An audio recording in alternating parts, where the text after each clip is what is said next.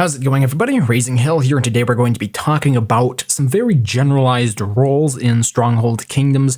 We're going to start out with two primary roles and then branch into like subsets of that, roles that are much less prominent but still are worth the distinction. So to get started with, we have like the farmer. So a farmer is basically what you're going to be when you first join Stronghold Kingdoms. It will take a bit of practice and a little bit of skill before you're able to move up to other things, right? However, farmers can still be valuable to a house and a faction, and I'm going to list a few of the ways that this can be done. So they can contribute a large bulk of their produce towards upgrading guilds in your parishes. They can help supply fighters with both weapons from your stockpile, or armory I should say, as well as gold from the parishes you hold. And sometimes you even support them with attacks from your parishes, from your villages, and from your vassals, as well as send monks when the need arises. So as you can see, obviously, a farmer can be very helpful to a faction, especially an active farmer who you don't even have to be very active, but is providing you are like logged in once a day or so. That really helps because then you can obviously support your guild as well as making sure that your defenses are very solid. So one of the values of a farmer is fighters need to control a lot of territory, and we're going to get into the fighter class next. But what the farmers can do is they can help hold that territory. So if you want to capture a county, for example, sure, you can take it by yourself, but then as a fighter you'd want to take another county and another one after that. Farmers can help you hold those counties, and in addition to that, they obviously provide the aforementioned benefits. Now, you really won't be respected very much as a farmer. You certainly have a role to play, but the big players in the games or in Stronghold Kingdoms are obviously the fighters. And what the fighters generally are the most active players, as well as the players who pay the most, I guess you could say. They are also the best at attacking other castles. And this can be a very important distinction and could help you determine whether or not you will be able to be in this category. So now a lot of people think that you just have to spend a lot of money in these sort of free-to-play MMOs to win.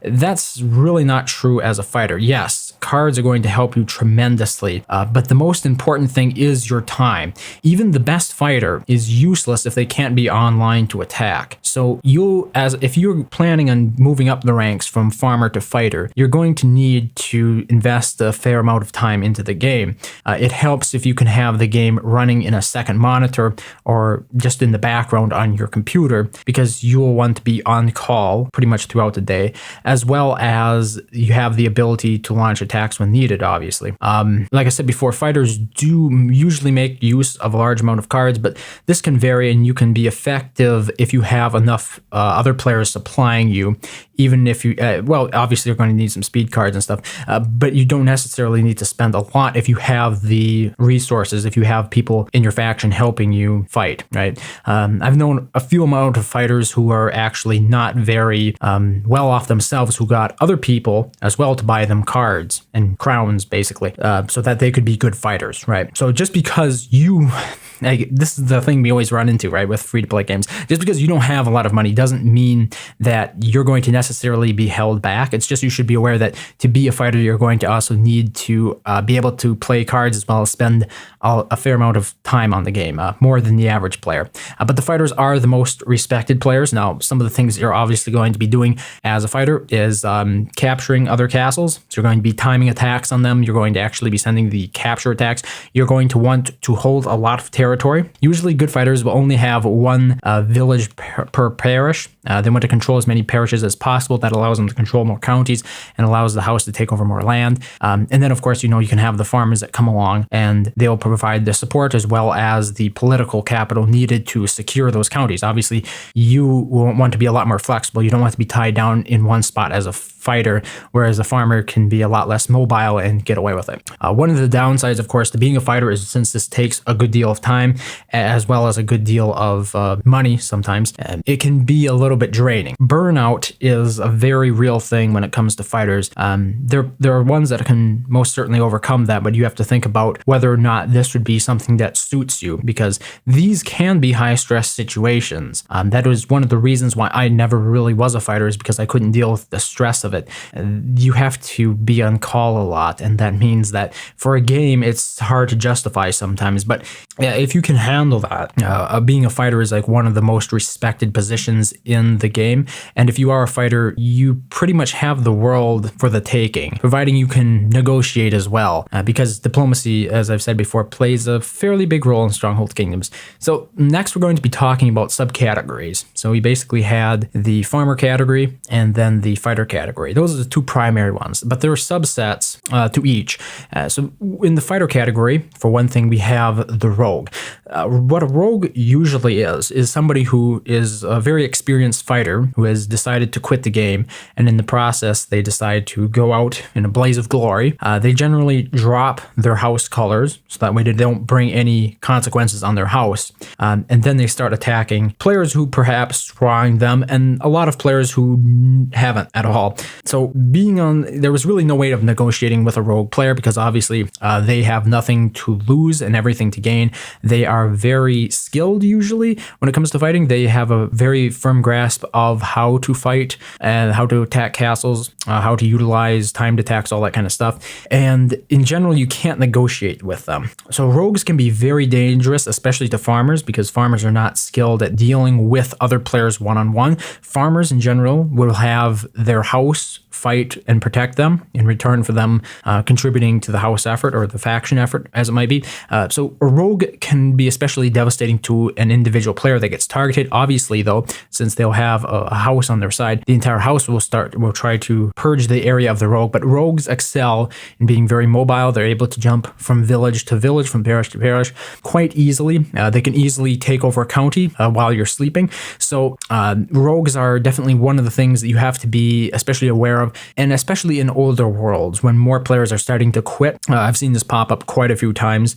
The best way, of course, to deal with a rogue is to keep them at 10 villages, at least in the earlier ages, and then pillage those 10 villages all the way down to the base level. So that way they can't produce anything and they can't village hop, because that's one of their most utilized resources, is the ability to take more villages that are good, strip them down of everything they have, use that army, and then get another village and do the exact same thing and hop from village to village. Okay, next we have another military subcategory, and I'm not exactly sure what it's called in circles among these players, because I've never really known any personally. So I'm calling it the Razing Knight, and the idea is that there is going to be a fighter, and they stay at the rank of knight, and that way they can perform raises against enemy players for very little cost.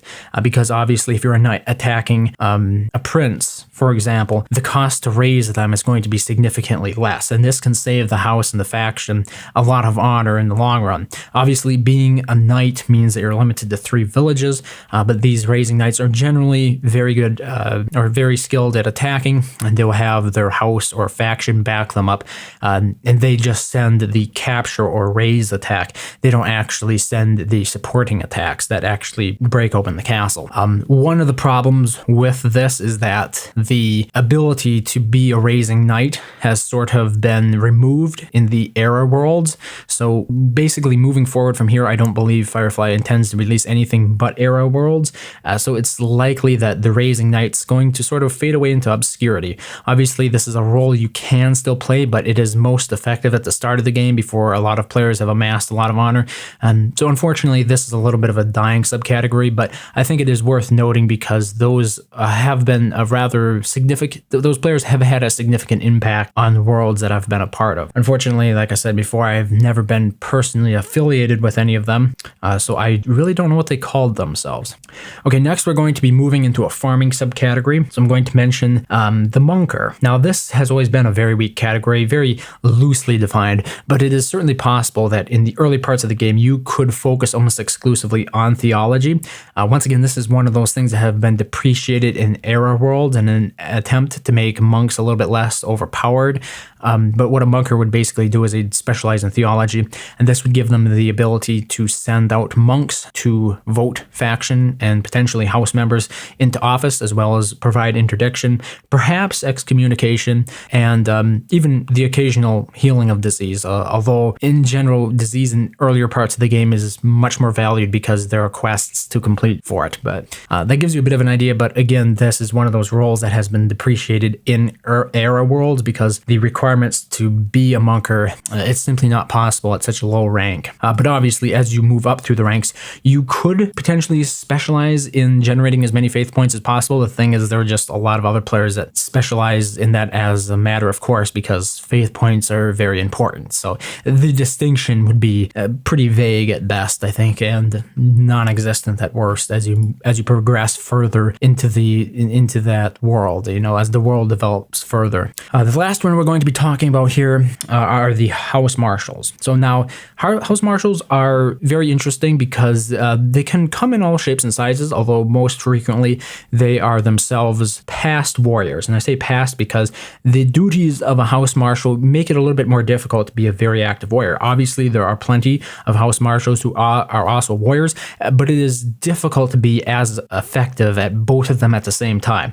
House Marshals in general deal with a lot of diplomacy because you have to negotiate with other houses. This is where a lot of the politics from Stronghold Kingdoms comes into play. You have houses fighting against other houses allying with other houses, and in general, the House Marshal has to figure all of this out and has to coordinate it. So you have to be good at diplomacy.